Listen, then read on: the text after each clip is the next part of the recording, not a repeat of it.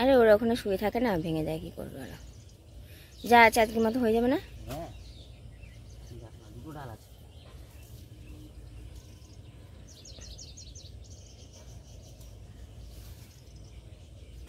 সকাল সকাল পুঁই শাক কেটে দিলাম, রান্না হবে। এইটুকুই ঠিক আছে, বেশি পুঁই শাক ভালো লাগে না। ওর আবার খাওয়াও বারণ, কিন্তু প্রথম গাছের জিনিস নিজে হাতে লাগিয়েছে, না খেলেও তো নয়। গুড মর্নিং, আরও নতুন একটা ব্লগ শুরু করলাম। ঘড়ির কাঁটা 7টার ঘরে, আর বাসি কাজ অর্ধেক করে অর্ধেক চলে এসেছি। ভাবলাম পুঁই শাক কাটছে আর তোমাদের সঙ্গে শেয়ার করবো না, ওই জন্য কাজ করতে করতে কাজ ফেলে রেখে চলে এসেছি। আসলে কি বলতো, পুঁই শাকটা অনেক বড় করার ইচ্ছা ছিল। এবার কুকুরগুলো তো এখানেই সারাদিন পড়ে থাকে, ওর মধ্যেই হুড়ুপুটি করে শুয়ে থাকে। ওই একটা ডাল ভেঙে গেছে বলে ও বলছে করেই ফেলি, একবেলার মতন হোক, একবেলাই খাবে, করেই ফেলি। তো যাই হোক, ও হচ্ছে ততক্ষণ শাকপালাগুলো কেটে দিক, আমি বাসি কাজকর্মগুলো বাকি আছে, এখন কিছুই হয়নি। শুধু মায়ের ঘর, ভাইয়ের ঘর, আমার ঘর ঝাড় দেওয়া হয়েছে, এখন বারান্দা বাকি আছে, মুছবো, চান করবো। তো চলো ব্লগ শুরু করলাম। ও তো তোমাদের সঙ্গে সব কিছু শেয়ার করতেই থাকবে, তার মধ্যে আমি চলে আসবো কাজ করে, সঙ্গে থাকবো।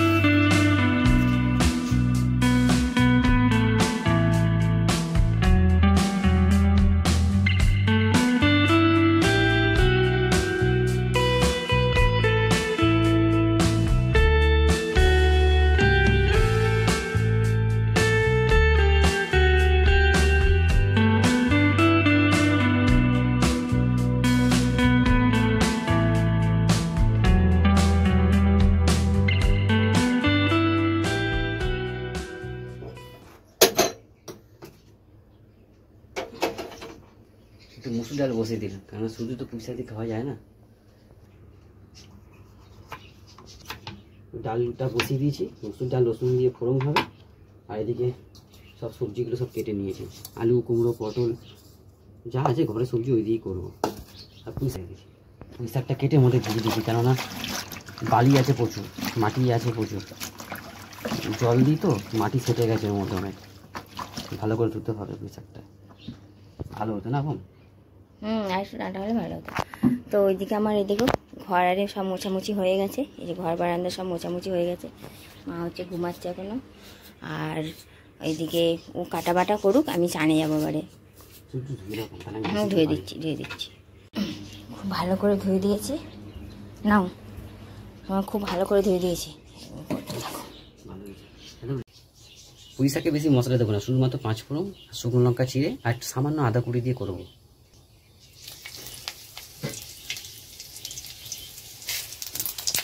একটু আদা দিয়ে দেবো।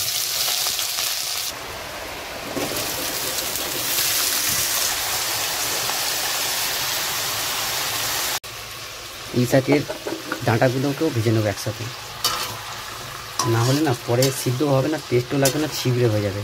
আর এমনিতে আমাদের এই গাছের পুঁই শাকের খুব টেস্ট, কিছু দিয়ে করতে লাগে না, মোটা পুঁই শাক তো খুব টেস্ট। ঝাল হওয়ার জন্য কাঁচা লঙ্কা একটু ফেলে দিয়েছি, মাত্র 3টে কাঁচা লঙ্কা দিয়েছি, বেশি ঝাল দেবো না।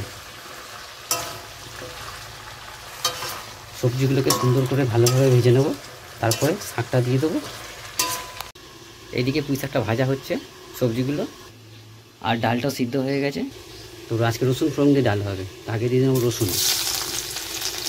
রসুনটা লাল লাল করে ভেজে নিয়েছি, আর ফোড়নে দেবো শুকনো লঙ্কা আর কালো জিরে, একটু পেঁয়াজও দিয়ে দেবো। আর এইদিকে ভাজাও হয়ে গেল প্রায়, ওইটা ভালো করে ভাজা হোক, তারপর ডালটা দেবো। আর এটা ভাজা হয়েছে প্রায়, এরপরে পুঁই শাকটা দিয়ে দেবো।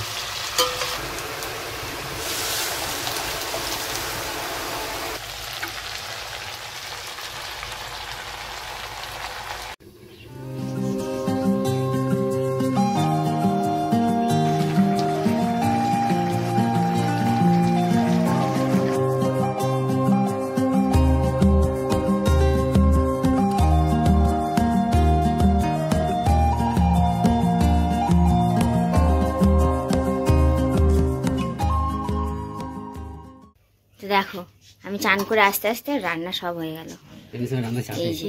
বাবা তো বোম ব্লাস্ট করে দিল। এই হচ্ছে পুঁই শাকের চচ্চড়ি। এটা কি ছিল কালো মতন? এই পুঁই শাকে দিয়ে ধুলাম তো এই মাত্র আমি। আর ওই যে ডাল, এই হচ্ছে ডাল, আর এই হচ্ছে পুঁই শাকের চচ্চড়ি। শুধু ভাত হলেই হয়। পুঁই শাকের হেভি স্বাদ, হেভি গন্ধ বেরিয়েছে একদম। মানে আমি 7:15-20 ঢুকেছি, এখন 8:10, ব্যাস রান্না হয়ে গেছে। হালকা ফুলকা করে কিছু কাটাকুচি করলাম। আর এই যে কচ্ছপটা যে কেচেছি ওর তুলোটা এই যে বিছানার মধ্যে রেখে দিয়েছি, ভরে দেবো পরে। আসলে পাখা চালিয়েছিলাম তো, যদি উড়ে যায় সেই জন্য গামছা চাপা দিয়ে রেখে দিয়েছি। এ বাবা, এটা কি হচ্ছে শুয়ে শুয়ে? হলুদ দিয়ে জল বেরোচ্ছে। পেচ্ছাপ চেপে রাখিস কেন? পেচ্ছাপ চেপে না, ও ভয়তে হুসু করে দেয় শুয়ে, সেই চিক চিক করে। আর একটু ভয় দেখা আর করবে না? হ্যাঁ করে দেয়। আমার গায়ে ছেড়ে দিচ্ছি। তোমার চোখে মুখে চিটকে যাবে, ছেড়ে দাও বাবা। এদিকে হাসছে আবার, দেখো না কান্দুনি। তোর হুসু করার কি আছে শুয়ে শুয়ে? এত ভয় পাস? হ্যাঁ, এত ভয় পেলে হবে? তুই না বেটা ছেলে কুত্তা, বেটা ছেলে কুত্তা, বেটা কুত্তা নামে কলঙ্ক।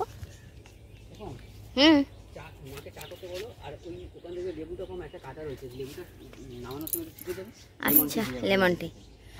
আদা না করাতে বলো, না আদা কুড়িয়ে দেবে। চলো দৌড়ে দৌড়ে যাই, দৌড়ে দৌড়ে যাই। ওমা বলছি চায় আদা দেবেন না? হ্যাঁ কেন বলুন তো? লেবু দেবো। হ্যাঁ ওই যে লেবু আছে কাটা ওই দোকানে। কোথায় ছিল?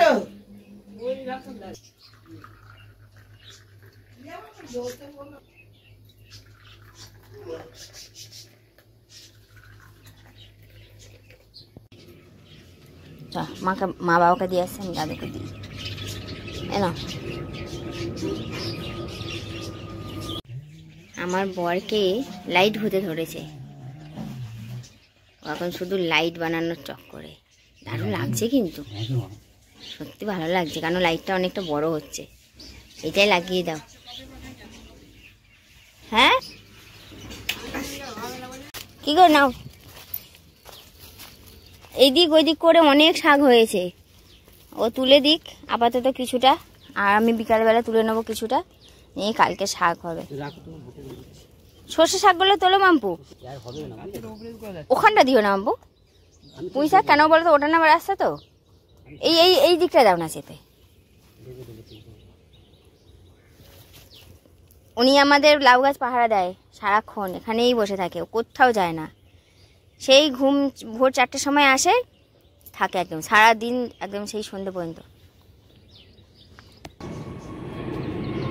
অনেক সর্ষে শাক হয়েছে, আর অন্য কোনো শাক তোলার দরকারই নেই।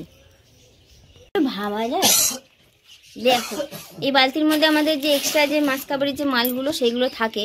আমি মটর বার করতে এসে দেখি এই কাণ্ড, মানে এত গোবিন্দভোগ চালের প্লাস্টিকটা কোথায় রাখলাম, এই যে কেটে কুটে একাকার করে দিয়েছি, অন্য প্লাস্টিক রাখলাম।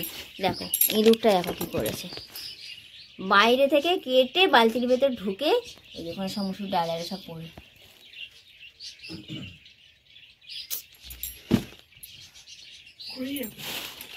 অবস্থা এবার কি হবে, ঘুরিয়ে রাখি আর যা রাখি ও তো ঢুকবে এখান থেকে।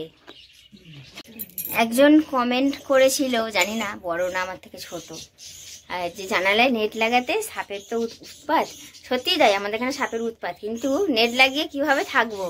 হ্যাঁ যদি এত মোটা প্লাস্টিকের বালতিটা কেটে দেয়, তাহলে নেট তো পাতলা, নেট কাটতে কতক্ষণ? নেট আজকে এবেলায় লাগাবো, ওবেলায় কেটে দেবে, তাহলে তো যাই হোক। এই যে মটর রাত্রিবেলা ঘুগনি হবে, মটরটা ভিজিয়ে দিয়ে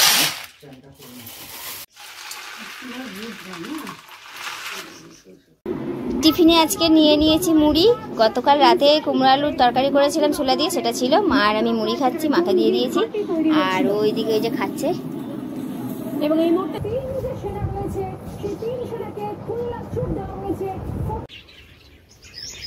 ধরো ঘড়ি এনে দেবো, সব ভুলে যাচ্ছে, চাবি ভুলে গেছিল, আবার ঘড়ি ভুলে গেছে, সব ভুলে যাচ্ছে। ও ডিউটি বেরিয়ে যাক, আমার আসল যুদ্ধর কাজ শুরু হবে। সরো টাটা। হ্যাঁ ফোন করো।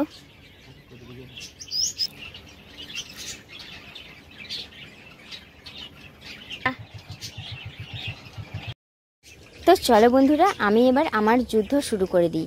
যুদ্ধ বলছে এই কারণেই, আসলে আমার বিছানাটা একদম ওলট পালট হয়ে যাবে, এমন একটা কাজ করব। আর এমন একটা কাজ করব যেটাতে দুজনের প্রয়োজন ছিল, একজন হলে ভালো হতো, একটু হেল্প লাগতো। ও তো এক্ষুনি কাজে চলে গেল দেখলেই। আর মাকে যে বলবো একটু হেল্প করতে, মা আসলে ঘুমিয়ে পড়েছে। মা তো ওই সময়টাতে ঘুমিয়েই থাকে। ওই একটা কাজের জন্য ডাকবো, ওই জন্য আর ডাকলাম না, যা হোক করে করেই নেবো। যুদ্ধর কাজটা হলো কি বলো তো, এই যে ম্যাট্রেসটা একটু উল্টাতে হবে। একভাবে শুয়ে থাকি তো, যেখানটা শুয়ে থাকি না ওখানটা একটু গর্ত মতো হয়ে গেছে, আর কোমরে পিঠে এইসব জায়গাগুলো না ব্যথা হয়, ওই জন্য একটু উল্টে দিলাম। একটু অসুবিধা হলো ঠিকই উল্টাতে একা হাতে, কিন্তু হয়ে গেছে, ফাইনালি হয়ে গেছে। আর যাই হোক, মানে ম্যাট্রেসের ওপরে যে একটা কম্বল মতো বেছানো থাকে সেটা বিছিয়ে দিই, না হলে কি বলতো এই চাদরটা না ঠিকঠাক থাকে না। ডাইরেক্ট ম্যাট্রেসের উপরে চাদর পাতলে দেখবে একদম চাদরের জায়গায় থাকবে না, নিচে নেমে চলে আসবে। ওই জন্য একটা কম্বল মতো পাতা আছে, ওটা আমাদের পাতাই থাকে। এবার একটা ধোয়া কাচা চাদর আমি পেতে দিলাম।